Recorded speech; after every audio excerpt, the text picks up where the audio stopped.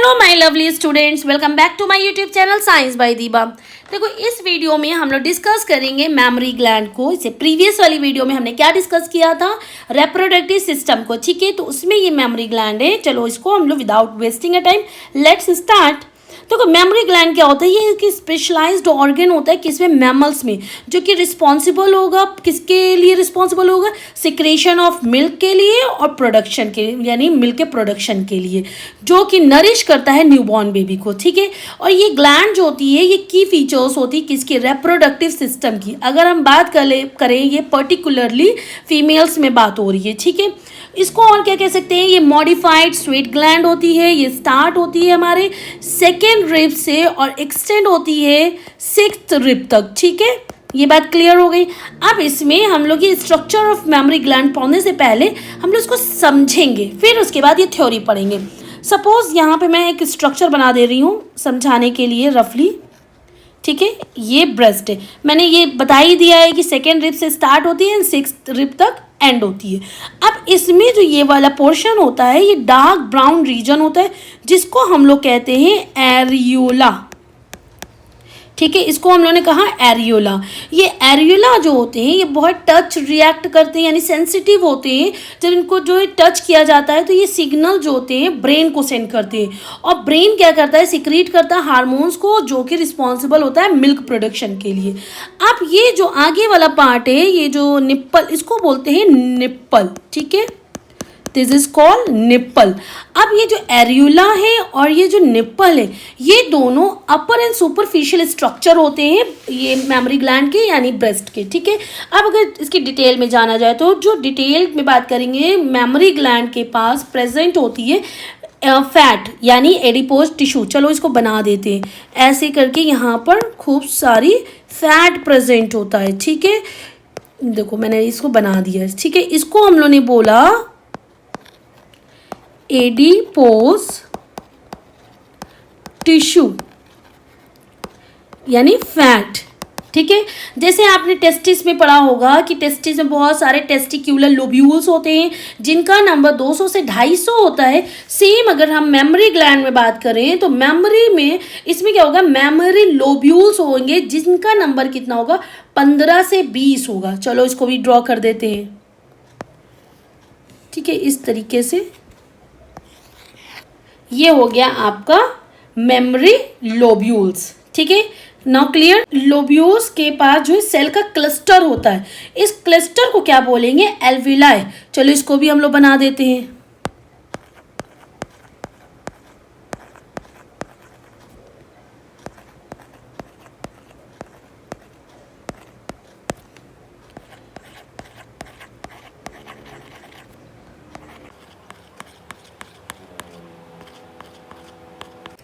ठीक है, ये मैंने बना दिया। इसको हम लोग ने क्या कह दिया, ये जो बना हुआ है दैट इज एल्वियोलाई। ठीक है, अब ये एल्वियोलाई है और इससे क्या होगा, मिल्क का प्रोडक्शन होगा यहाँ पर। ठीक है, अब यहाँ पे आपको देखो ये बीच में स्पेस दिख रहा होगा, ये खाली स्पेस है। इस खाली स्पेस को हम लोग ने क्या बोला, इस खाली स्पेस को हम लोग ने कह दिया ल्यूमेन। ठीक है, अब एल्वियोलाई का काम क्या था, मिल्क को प्रोडक्शन करना। अब ये मिल्क जाएगा कहाँ पर, इस खाली स्पेस में, यानी इस ल्यूमेन में जाएगा और यहाँ से सेंड कर दिया जाता है वो निप्पल में। ठीक है, अब देखो यहाँ पे क्या होगा, ये आपका ल्यूमेन में चला गया मिल्क। मिल्क यहाँ से कहाँ सेंड किया जाता है, निप्पल में। इस निप्पल में मिल्क सेंड किया जाएगा। इसके लिए क्या होता है, 4 तरह की डक्ट रिस्पॉन्सिबल होती है, यानी हम लोग 4 तरह की डक्ट के थ्रू ही मिल्क यहाँ पे भेज पाएंगे। ठीक है, तो ल्यूमेन के अंदर से ट्यूब निकलती है। ये ल्यूमेन मैंने बताया, तो अब ल्यूमेन के अंदर से ट्यूब निकलेगी। तो ऐसे ये भी ल्यूमेन है, ये इसके अंदर से भी ट्यूब निकलेगी। तो जब ये ट्यूब निकलती है, पतली पतली ट्यूब होती है, इस ट्यूब को हम लोग कह देते हैं मेमोरी ट्यूब्यूल। यहाँ पे ऐसे लिख देते हैं मेमोरी ट्यूब्यूल। ठीक है, ये मेमोरी ट्यूब्यूल्स हो गई। अब बहुत सारी मेमोरी ट्यूब्यूल्स, अब यहाँ से भी मेमोरी ट्यूब्यूल्स निकल रही है। ठीक है, ये भी यहाँ से भी मेमोरी ट्यूब्यूल्स निकल रही है। ये सारी मेमोरी ट्यूब्यूल्स आपस में मिलकर एक सिंगल बड़ी ट्यूब बनाती है। ठीक है, ये जैसे ये सब मिल गई तो यहाँ पर एक सिंगल बड़ी सी ट्यूब बना दिया। इस सिंगल बड़ी ट्यूब को हम लोग ने नाम दे दिया, क्या दे दिया, मेमोरी डक्ट।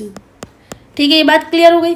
अब जो मेमोरी डक्ट है बहुत सारी लोब्यूल्स के अंदर से आएगी और मेमोरी डक्ट में मिल जाती है, ठीक है, मेमोरी डक्ट में ये मिल गई, ठीक। अब मेमोरी डक्ट से ये क्या बनाएगी, यहाँ पर ऐसे फूला फूला सा स्ट्रक्चर होगा, अभी मैं आपको स्ट्रक्चर दिखा दूंगी। तो उस स्ट्रक्चर को कह दिया मेमोरी एम्प्यूला, ठीक है। एम्प्यूला क्या था, हमने जब फीमेल रिप्रोडक्टिव पार्ट पढ़ा था, सिस्टम पढ़ा था, तो उसमें एम्प्यूला था। एम्प्यूला क्या था, एक वाइड रीजन था, एक चौड़ा हिस्सा था, ट्यूब था, ठीक है। तो यहाँ पे भी मेमोरी एम्प्यूला का मतलब हो जाएगा वाइड ट्यूब। अब बहुत सारी मेमोरी एम्प्यूला फाइनल क्या करेगी, एक बड़ी ट्यूब से कनेक्ट होगी, ठीक है। उस बड़ी ट्यूब को हम लोगों ने कह दिया लैक्टिफेरस डक्ट, ठीक है। अब ये लैक्टिफेरस डक्ट से ये जो है मिल्क कहाँ चला जाएगा, मिल्क बाहर आ जाएगा। तो ये आपको पोर्शन आई थिंक समझ में आ गया होगा। अब देखो इसमें हम लोग सिंपल सा एक फिर से इसको एक बार देख लेते हैं ताकि आपको याद हो जाए कि कैसे क्या था। यहाँ पे मैंने क्या बताया आपको, मेमोरी ट्यूब्यूल्स, ठीक है।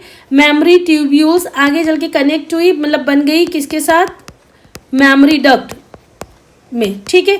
फिर मेमोरी डक्ट से क्या हुआ, ये यहाँ पेन क्यों नहीं चला, फिर होगा मेमोरी एम्प्यूला में, ठीक है। फिर मेमोरी एम्प्यूला से कहाँ जाएगी, मिलकर एक लैक्टिफेरस डक्ट, ठीक है। इतनी बात क्लियर हो गई।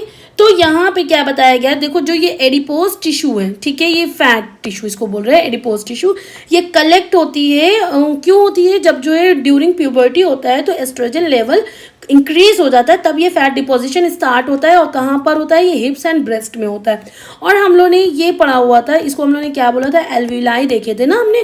तो ये एल्विलाई देखे थे, ये मिल्क प्रोडक्शन करते हैं, ये हमें पता है किसकी वजह से करते हैं। जब हमने, याद करो, आपने अगर मेरी वीडियो ये पहली बार अपनी स्क्रीन पर देख रहे हैं तो इसको सबसे पहले तो लाइक शेयर एंड सब्सक्राइब कर देना। और इसमें प्रीवियस वीडियो मैंने और डाल रखी हैं, आप जाके उसमें चेकआउट कर सकते हैं।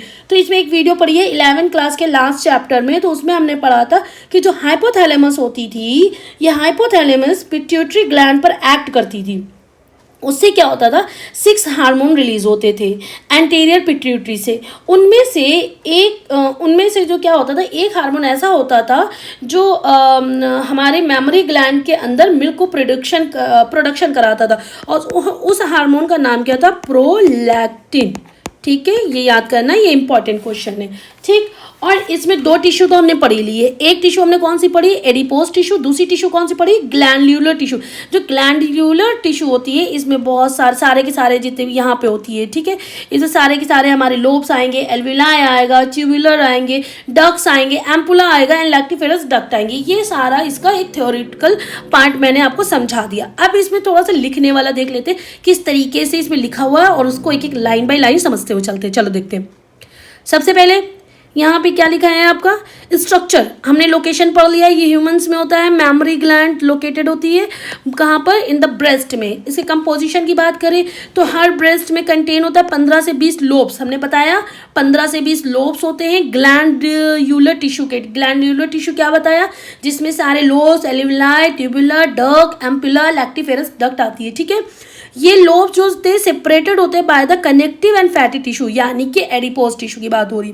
अब लोब्यूल्स क्या होते हैं, जो हर लोब्स होते हैं वो फर्दर डिवाइड होते हैं स्मॉलर लोब्यूल्स में, और ये लोब्यूल्स कंटेन करते हैं क्लस्टर ऑफ एल्विलाई को, जो कि मिल्क को प्रोड्यूस करता है। जहाँ एल्विलाई का काम आएगा वहाँ पे आप बता देना मिल्क को प्रोड्यूस करने का काम है।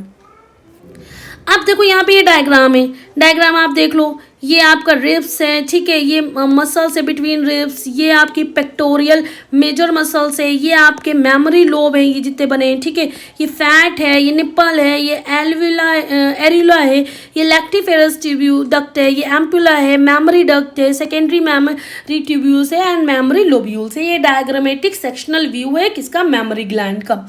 चलो आगे देखते हैं। इसमें एल्विलाई क्या बताया था, एल्विलाई का ये जो है मिल्क को प्रोडक्ट कर रहा था, यानी alveoli are lined with milk secretion cuboidal cells and surrounded by the myoepithelial cells से, ठीक है।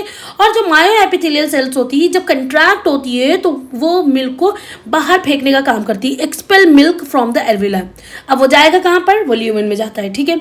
अब डक्ट सिस्टम में देखा जाए तो यहाँ पे जो मिल्क प्रोड्यूस हो रहा था एल्विलाई में, ये ट्रांसपोर्ट कहाँ होगा, through a series of duct, and इस डक्ट को हम लोगों ने मर्ज कर दिया था लार्जर डक्ट में, अल्टीमेटली कहाँ तक जाएगा, निप्पल तक।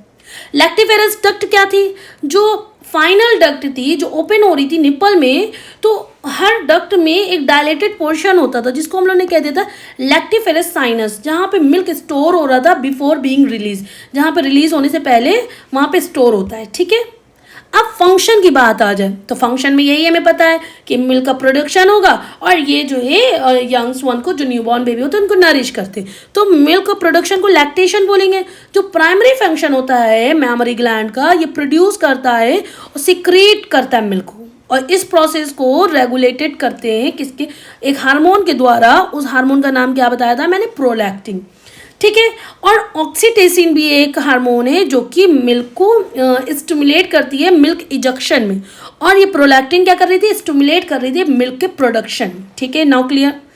अब नरिशमेंट ऑफ यंग में क्या है, जो मिल्क प्रोवाइड हो रहा है इसेंशियल, इसमें क्या होगा, इसेंशियल न्यूट्रिएंट्स होंगे, एंटीबॉडीज होगी एंड एंजाइम्स नेसेसरी होंगे, जो कि किस काम आते हैं, growth and development of the newborn. कहते हैं नहीं न्यूबॉर्न बेबी के लिए वो mother feed is very important, तो यही इसका मतलब है, क्योंकि उसमें पूरे के पूरे nutrients, antibodies and enzymes present होते हैं जो उनकी ग्रोथ एंड डेवलपमेंट के लिए इसेंशियल है। ठीक है, हार्मोनल कंट्रोल ये पढ़ चुके हो, लेकिन फिर से एक बार रीड कर लेते हैं तो अच्छे से याद हो जाएगा।